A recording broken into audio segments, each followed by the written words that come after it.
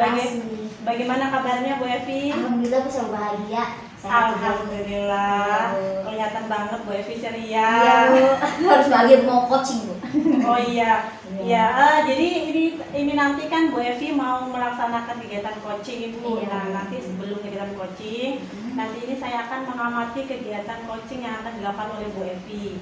Jadi nanti saya akan mengamati kegiatan coaching yang nanti akan dilakukan oleh Bu Evi. Nah, kemudian nanti untuk rubrik penilaiannya, yaitu nanti di sini ada harus menggunakan alur tirta, di mana nanti pada saat kegiatan coaching harus nanti muncul diawali dengan tujuan, kemudian dilanjutkan dengan identifikasi, selanjutnya kemudian kegiatan rencana aksi, dan juga nanti diakhiri dengan tanggung jawab, yaitu nanti menanyakan komitmen kepada coaching gitu ya Bu ya.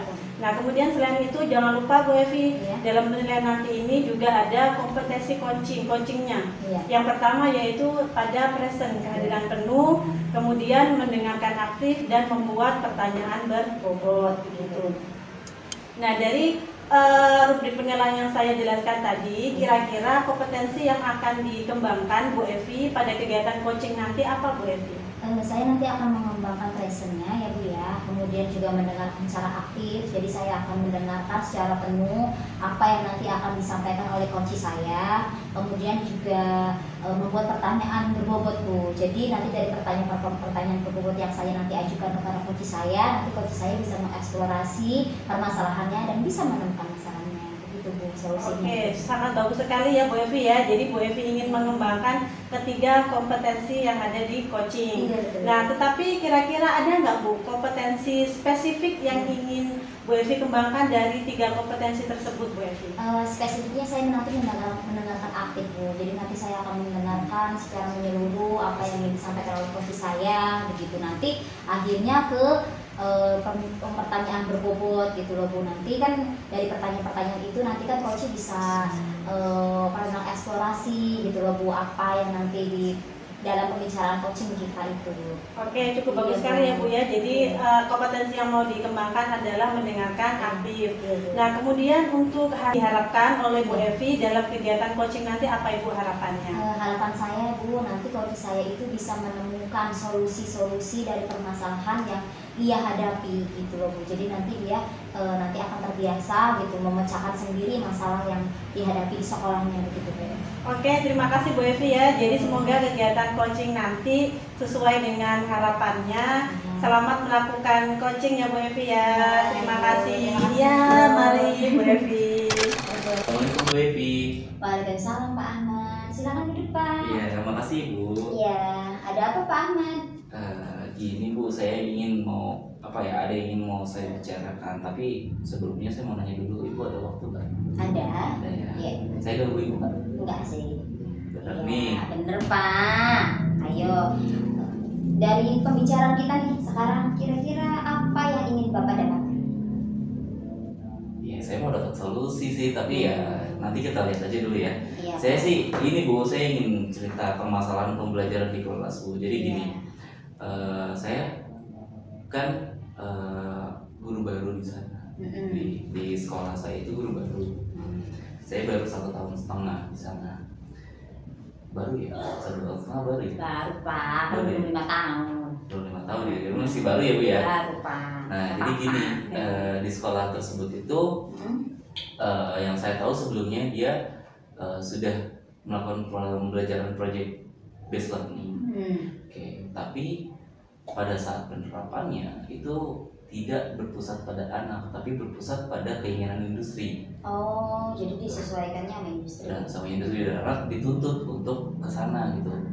Nah, di pembelajaran CGP ini karena kebetulan saya jadi CGP di angkatan 9 Ya. dan memang saya jadi salah satu CGP di angkatan 9 yang dari sekolah saya.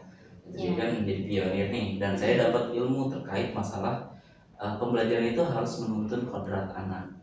Berarti kan menuntun itu kan dia tuh ya udah kodratnya, dia potensinya seperti apa ya kita harus tuntun dia supaya dia menjadi berhasil kan gitu ya. Nah, sementara pembelajaran yang dilakukan di sana itu berpusatnya pada keinginan industri. Oh iya, saya paham. Jadi gimana ya Bu untuk mengubah itu gitu. Artinya saya nih udah nih dapat ilmunya nih terkait masalah menuntun, kemudian ada kondisi seperti ini di sekolah karena itu sudah disepakati bersama.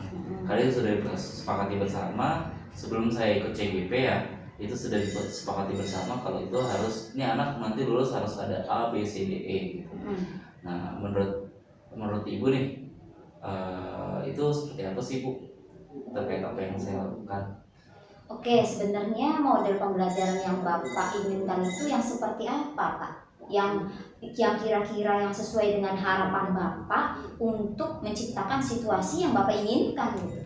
Oke, kalau itu saya pengen pembelajarannya memang berpusat pada anak, Ya. tapi tetap posisinya ketika anak lulus nanti kan nih di SMK ya, ketika anak lulus nanti dia sudah diserap atau dia bisa terserap di industri ketika dia bekerja gitu atau mencari pekerjaan.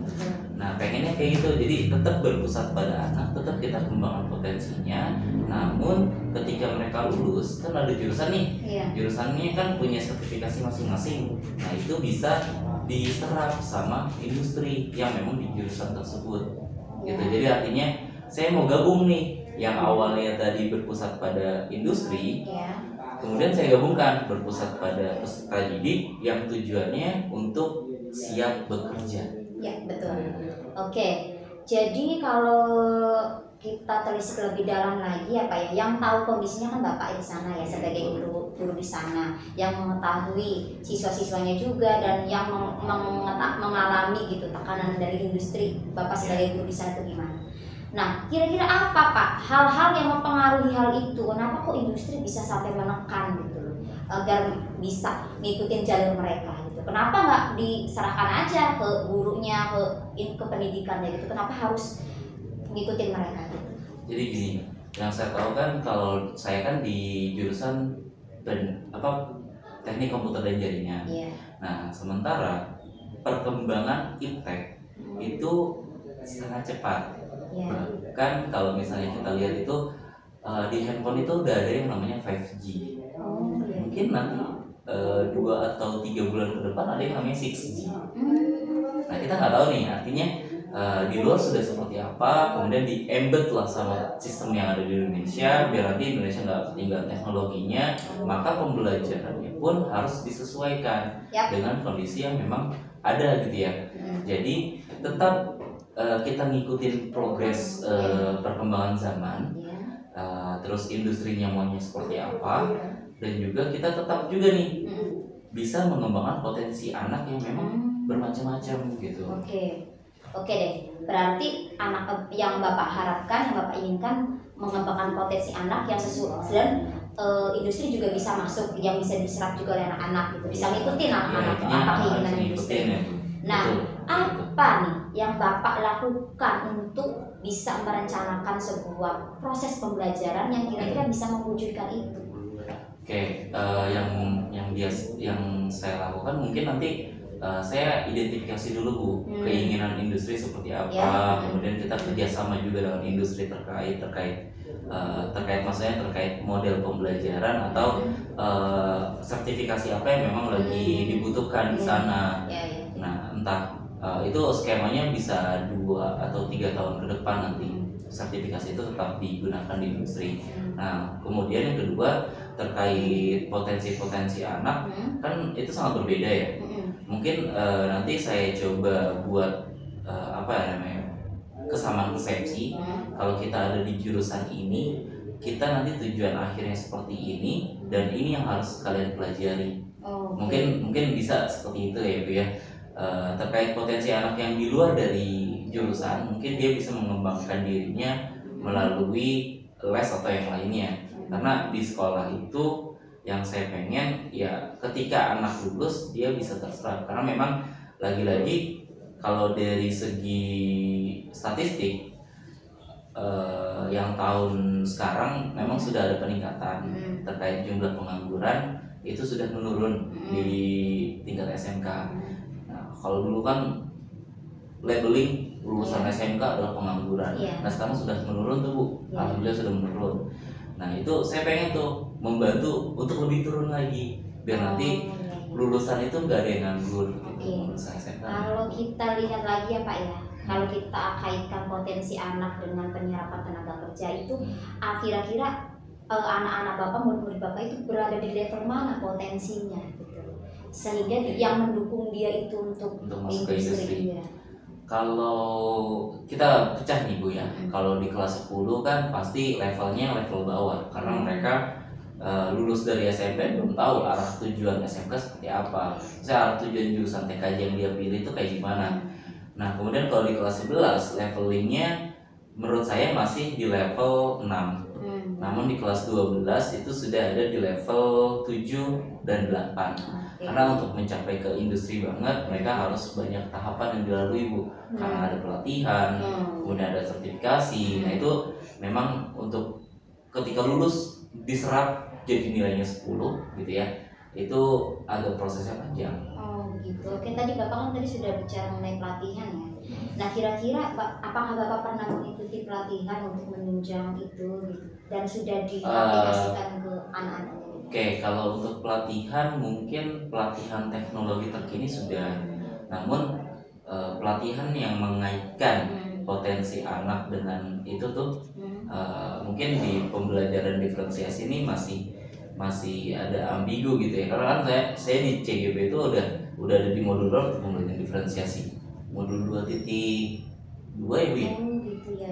Saya nanya nih Bu, 2.2 atau 2.1 Bu? Saya lupa. 2.1 Pak. 2.1 ya? Oh, berdifferensiasi 2.1. Nah itu sudah saya dapatkan, namun itu kurang menurut saya. Kurang dalam artian saya kurang ngeh gitu gimana cara menunjukkan itu semua. Itu artinya potensinya kan kalau di SMK saya mikirnya SMK ini loh. Tapi ketika didiferensiasi ini agak bingung nih. Ini tujuan akhir kita nih sebenarnya TKJ ya TKJ gitu, nggak bisa TKJ jadi RPL, MM atau TKJ jadi otomotif kan nggak bisa. Iya. Gitu. Okay. Gitu. Mungkin itu sudah didapatkan tapi menurut saya kurang puas terkait apa yang didiferensiasikan. Saya hanya bisa mendapatkan yang didiferensiasi sama saya adalah kontennya, kemudian waktunya. Karena tujuan akhirnya harus sama. Gitu. Iya Pak. Kalau di SMK. Dan Bapak kan tadi sudah menjelaskan untuk perencanaan Bapak, kemudian apa yang nanti akan Bapak lakukan ya. Nah untuk perencanaan Bapak itu kira-kira pihak-pihak mana saja yang Bapak perlu dukungan gitu untuk melaksanakan itu? Oke, untuk melaksanakan perencanaan yang tadi mungkin saya butuh terkait MGMP TKJ di sekolah. Kemudian ada kepala program, wakil kurikulum, dan juga kepala sekolah terkait. Kalau misalnya kita ada kerjasama dengan industri kan pasti ada kepala sekolah, kemudian ada juga kepala program. Dan memang teman-teman juga harus dilibatkan karena nggak bisa sendiri untuk mencapai itu semua gitu. Nah kira-kira Pak, Bapak kan tadi sudah menjelaskan pihak-pihaknya nanti yang Bapak butuh dukungan. Kira-kira nanti Bapak akan menemukan sebuah hambatan nggak tuh untuk mencari dukungan itu? Kalau dukungan sih mungkin sesama guru sih. Karena hambatannya mungkin sesama guru karena ada teman-teman guru juga yang memang kurang untuk update terkait teknologi yang terkini gitu yang akan disampaikan sama murid. Apalagi itu. Tapi untuk ke kepala sekolah, ke wakil, ke kepala program itu saya agak mudah gitu ya. Apalagi kan saya satu-satunya CGP di angkatan 9 di sekolah itu. Jadi untuk komunikasi dengan kepala sekolah aman, dengan wakil juga aman, dan kepala program juga aman. Apalagi dengan guru-guru yang memang saya minta untuk aktif gitu mencari info terbaru. Itu paling itu terkait hambatannya. Kira-kira dari pembicaraan kita sekarang apa nih yang bisa Bapak tarik sebuah kesimpulannya? Paling tadi terkait masalah pembelajaran yang saya lakukan di kelas itu sudah harus disesuaikan dengan potensi yang memang tujuannya menurunkan angka pengangguran lulusan SMK. Mantap banget. Kemudian yang kedua terkait kerjasama dengan guru-guru satu jurusan yang memang untuk pengembangan pengetahuan di jurusan tersebut. Paling itu sih. Oke. Langkah-langkah yang Bapak tadi sudah sampaikan itu saya setuju banget dan itu bagus banget, apalagi ini untuk dunia kerja industri ya Pak ya, itu sangat bagus sekali. Jadi Bapak tuh berharap anak-anak Bapak setelah lulus dari sekolah langsung kerja ya kan ya Pak ya, punya skill gitu untuk nanti mereka nanti bisa berkembang nanti di dunia ini ya luar gitu, bisa diterima di lingkungan kerja gitu kan ya Pak ya. Itu sangat bagus banget Pak, saya dukung sekali Bapak. Semoga dari pembicaraan kita ini Bapak sudah dapat solusinya gitu dan masalah. Alhamdulillah. Tadi sudah dijelaskan. Saya dapatnya ya udah nanti mungkin saya akan melakukan pembelajaran yang memang tetap potensi anaknya itu kita bangun dan memang ya harus tujuannya setidaknya mereka tidak nganggur pada saat mereka lulus gitu. Entah nanti bidangnya sama atau bidang beda tergantung dengan potensi dan bakat mereka. Paling itu sih. Ada lagi Pak yang ingin kita diskusikan? Oke, mungkin itu aja Bu. Terima kasih banyak atas arahannya dan masukannya. Mungkin itu aja Bu ya. Udah. Semoga bisa membantu ya Pak ya dari proses kita diskusi ini ya Pak ya. Terima kasih banyak Ibu. Oke, baik. Terima kasih ya Pak ya. Iya, sama-sama Pak. Assalamualaikum. Waalaikumsalam. Assalamualaikum Bu Iva. Waalaikumsalam Bu Evi, silakan duduk Ibu. Terima kasih Ibu. Ya, jadi tujuan saya memanggil Bu Evi di sini adalah ingin melakukan kegiatan pasca observasi ya. Jadi tadi kan Bu Evi sudah melakukan kegiatan coaching bersama Pak Ahmad, di mana Pak Ahmad sebagai coaching Bu Evi. Nah, untuk kegiatan pasca observasi ini saya ingin menanyakan beberapa pertanyaan kepada Bu Evi, gitu ya. Ini yang pertama, bagaimana hasil coaching yang sudah dilakukan Bu Evi terhadap Pak Ahmad? Alhamdulillah ya Bu ya, tadi selama proses coaching dengan Pak Ahmad berjalan dengan baik gitu. Terus juga Pak Ahmad itu sudah melakukan pembicaraan yang mengarah ke alur kita menurut saya ya Bu ya. Karena dari pembahasan yang beliau sampaikan itu sudah mengarah ke tujuan yang ingin didapatkan, apa sih yang ingin didapatkan dari Pak Ahmad itu. Jadi Pak Ahmad itu datang untuk membicarakan permasalahan-permasalahan yang beliau alami gitu, dan ingin mencari solusinya. Nah, setelah kita berbincang-bincang, saya arahkan Pak Ahmad itu untuk mengikuti alur kita gitu, agar permasalahan yang dihadapi oleh Pak Ahmad ini bisa menemukan sendiri solusinya gitu. Karena kan pada dasarnya prinsip dari coaching itu kan Bu menjalin kemitraan kan Bu ya. Makanya saya berusaha untuk menjadi mitra yang baik untuk Pak Ahmad dan mengarahkan pertanyaan-pertanyaan untuk Pak Ahmad itu bisa kembali sendiri Bu, solusi yang ingin dia dapatkan, dan saya berikan penguatan gitu loh. Ternyata solusi-solusi yang sudah dibicarakan oleh Pak Ahmad dan kita diskusikan bersama itu memang bisa diterapkan oleh beliau sendiri. Oke, jadi kegiatan coaching yang sudah dilakukan Bu Evi berjalan dengan lancar ya Bu ya.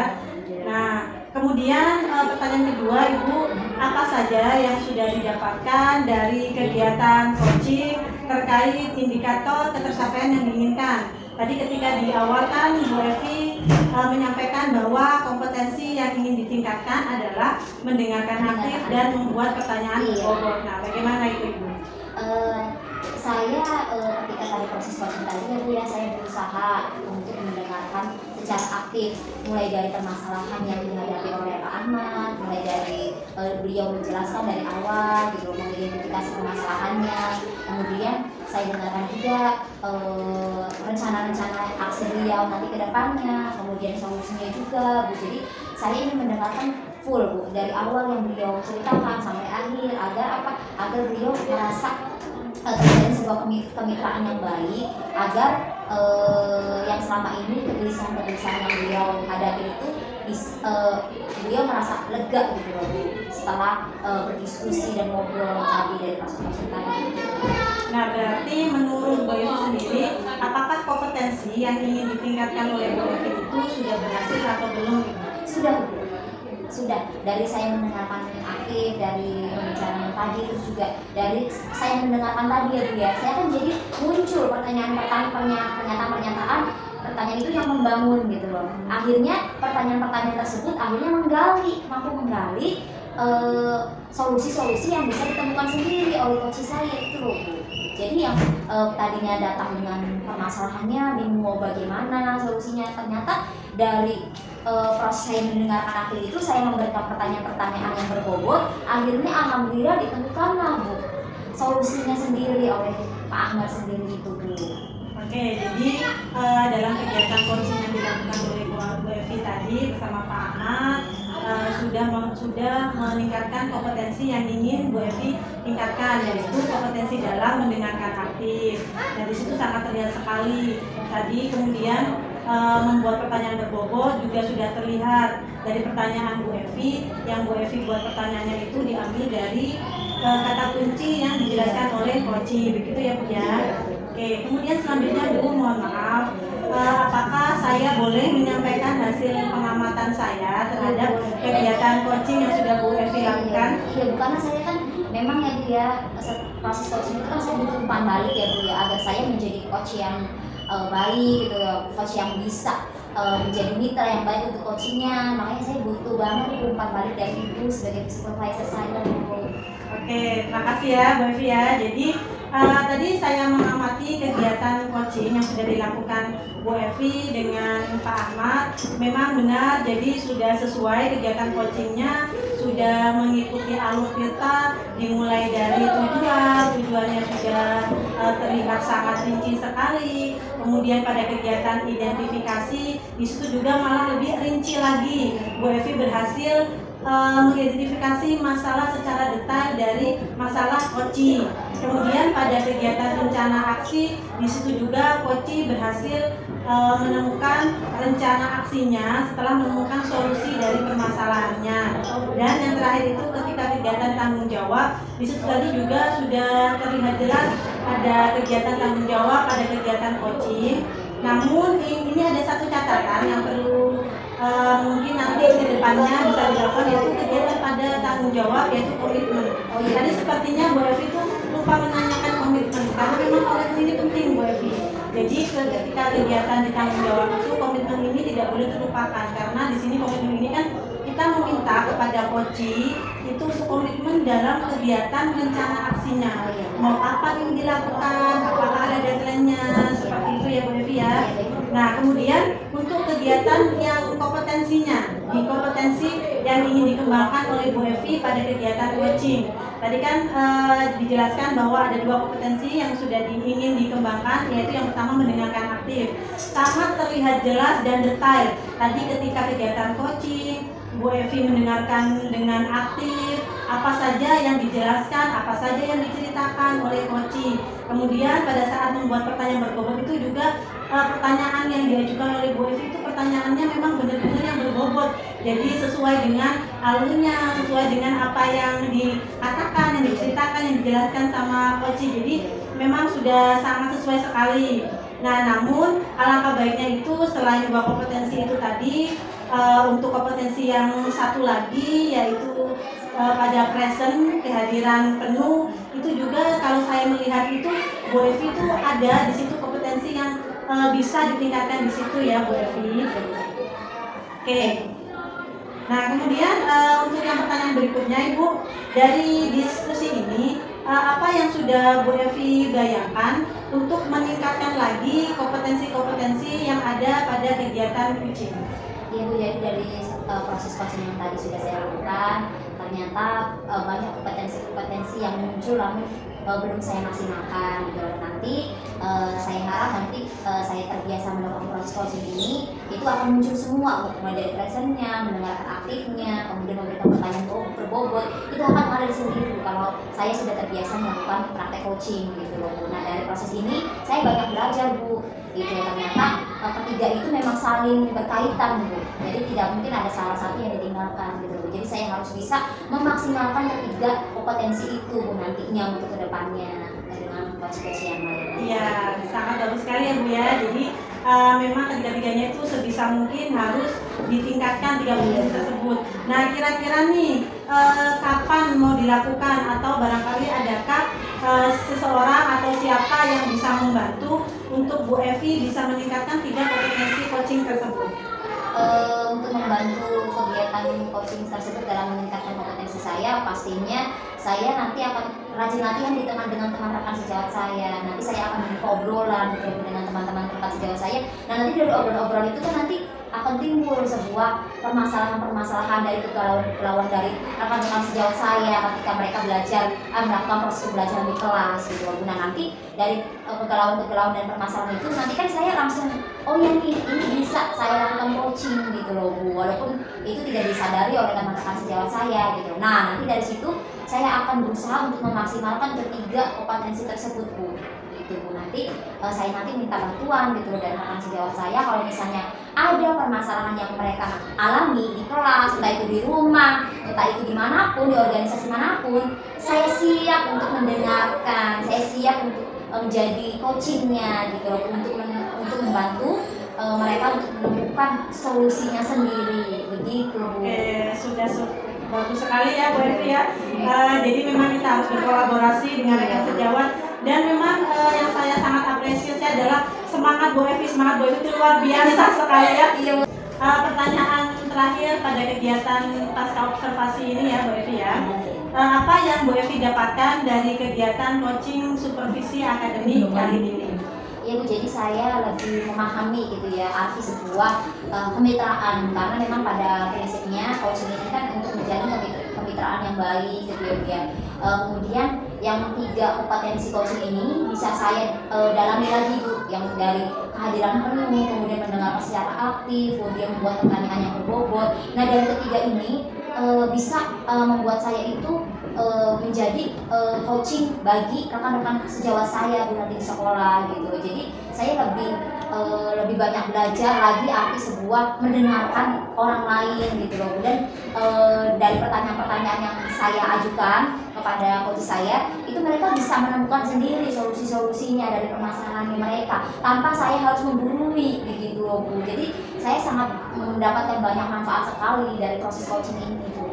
Oke, terima kasih ya Bu Evi ya. Ternyata Bu Evi sudah menjelaskan, sudah menemukan juga hasil dari kegiatan coaching supervisi akademik. Jadi benar yang dikatakan Bu Evi, kegiatan coaching ini memang tujuannya adalah kemitraan, dan memang tujuannya juga selain itu si coaching kita itu menemukan solusi sendiri dari masalah yang dihadapinya. Oke, terus bergerak ya Bu Evi ya untuk menggerakkan.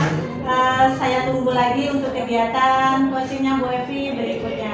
Terima kasih banyak ya Ibu. Oke, terima kasih Bu Evi. Pembinaannya. Iya, sama-sama. Semangat Bu Evi. Assalamualaikum. Waalaikumsalam.